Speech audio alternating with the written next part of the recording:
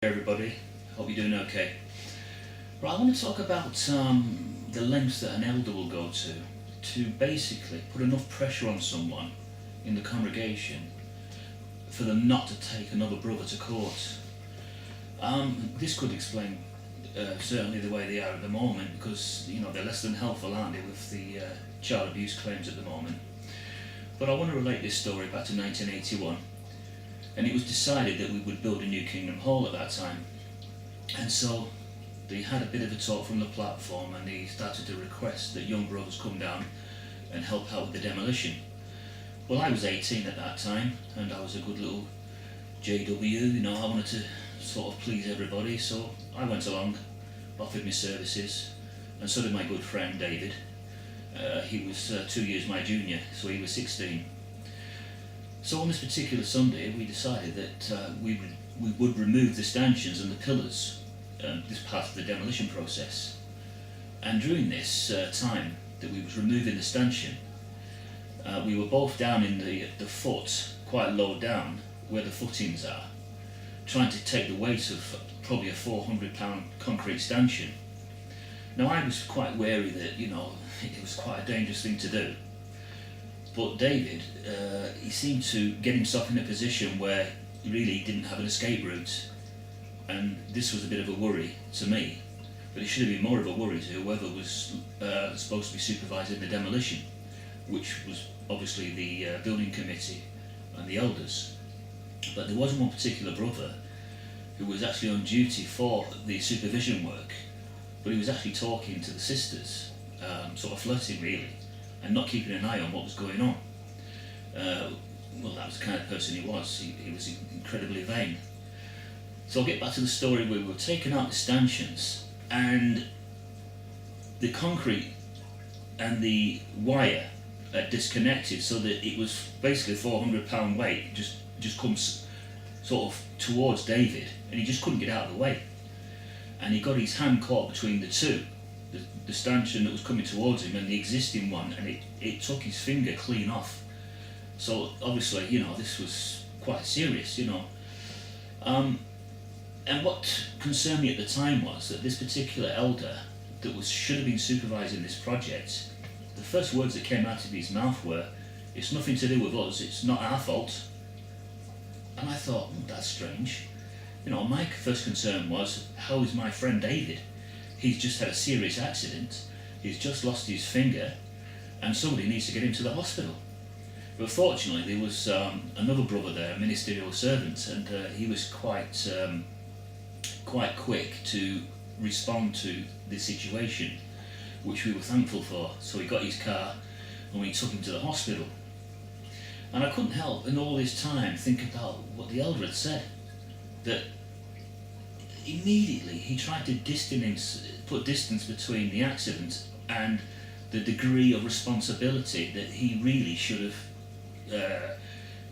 He should have took that responsibility, shouldn't he? And kept a proper supervision on the actual job, so he was in a position to help. He didn't even offer to help. He could see we were struggling, but he was too busy flirting with the sisters, being the vain person that he was. So I thought to myself, after my friend came out of the hospital, I said, "What are you going to do now? Because, are you going to sort of seek compensation? What do we do about something like this?" So he said, "Well, I need to think about it, because, I've just lost my finger. Obviously, it's going to be like that for the rest of my life. I'm going to have to live with it." And I remember at that particular point, he rang me up a bit later on, and he says, "I still haven't made a decision as to what I'm going to do." I said, "Why? Why are you taking so long?" He said, "Because the elders are coming around every day." "What, to check on you, to see how you are?" "Well, not really," he said. "No, they're coming around to talk me out of taking them to court and not to get a solicitor. And they keep saying that it's not scripturally right to take another brother to court." And I said, "Well, they've not had the accident, have they? It's not them that's lost the finger. That's you've lost the finger, and you're the one that has to live with it for the rest of your life." I said, "If I was to give you any advice, I would tell you to do what your heart tells you to do.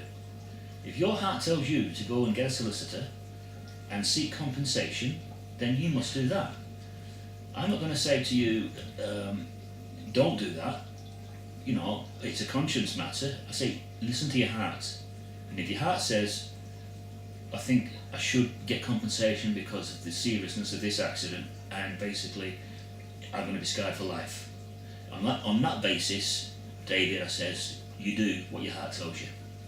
So he said, right, okay, I'll think about it. And another 2 weeks goes by, and he still hasn't made a decision as to what he's going to do.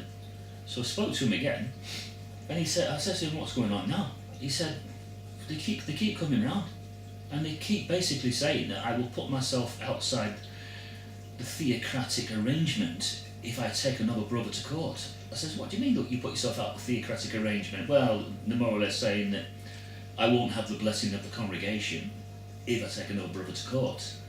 I says, David, that's easy for people to say, isn't it? Very, very easy for someone to say that. It's not them that has had the accident, it's you. I says, what did your dad say? He says, well, my dad's actually on their side.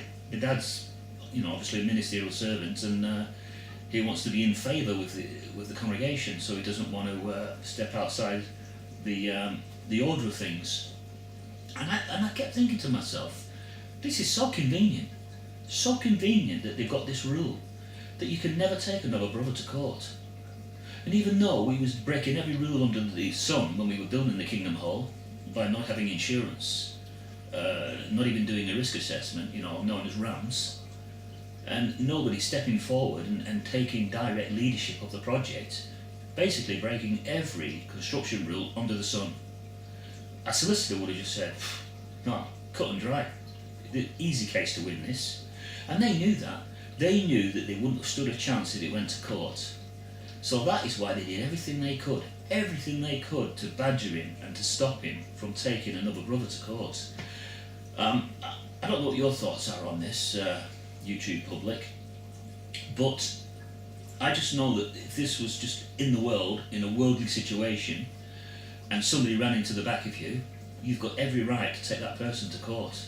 Especially if it meant that he was off work, and you couldn't feed your family, and you're going to sort of financial difficulty, then naturally you'd want some kind of compensation for all those losses.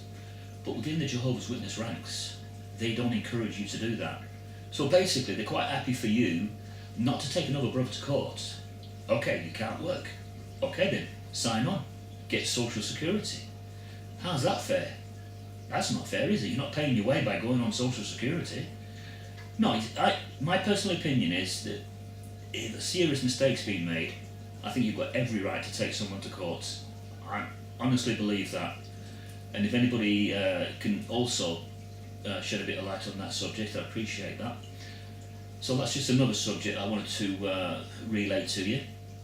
A bit later on, I want to talk about how another elder in the congregation used to refer to people that couldn't spend masses of time on the field service. That's what we used to call it, isn't it, the field service?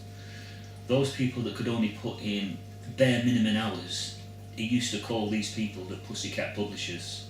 It was a derogatory term to put people down who couldn't pioneer and who couldn't spend time in God's service. I found it a very distasteful term. Even though in the past I have auxiliary pioneered and I've met the criteria of 60 hours a month, I still found that there's no way in the world an elder should be putting anybody down, but he doesn't know the circumstances of those people. So another time I want to talk about that. For now, just want to leave it there. Thank you very much and thanks for listening.